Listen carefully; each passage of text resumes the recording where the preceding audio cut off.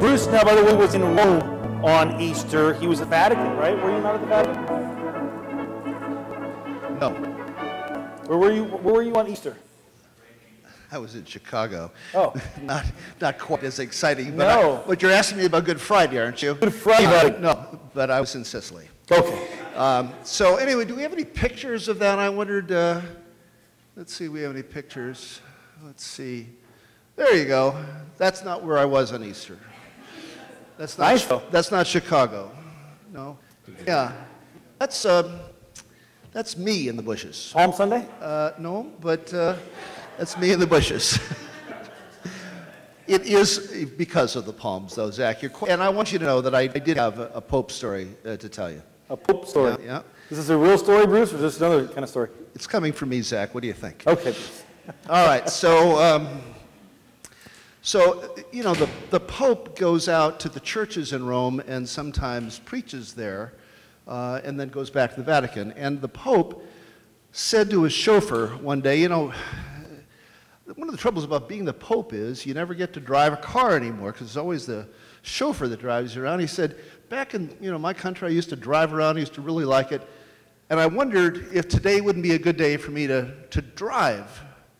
And the chauffeur said, oh, Your Holiness, I'd lose my job if I let you drive. And he said, look, I'm the Pope. You're not going to lose your job. Don't worry about it. And the fellow says, well, I'm not sure you can drive. And the Pope said, oh, sure, I'm a really great driver. Let me do it. And the chauffeur said, well, okay. So the Pope gets behind the wheel, chauffeur in the back seat. The chauffeur says, Your Holiness, I'm a little worried that people might recognize you. Why don't you put on my chauffeur's hat? The Pope puts on the chauffeur's hat, steps on the accelerator. About 75 miles down the road, 75 miles an hour down the Via Corta, which is a big street in Rome, and he turns toward the Victor Emmanuel Palace, and the cops pull the car over, red light.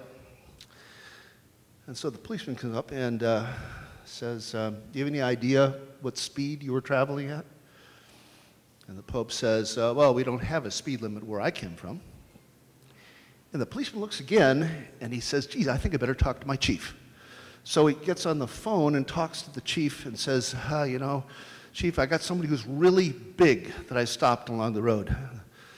Chief says, well, if it's one of those gosh darn politicians, throw the book at him, lock him up. And the chauffeur, the policeman says, no, I don't think I should do that. He's really, really big. Some industrialist, perhaps? Well, we like to put those guys in jail. Lock him up. No, it's somebody bigger than that. And there are two of them. The chief said, well, lock them both up. And the policeman says, no, I don't think I should do that. I think I've seen God.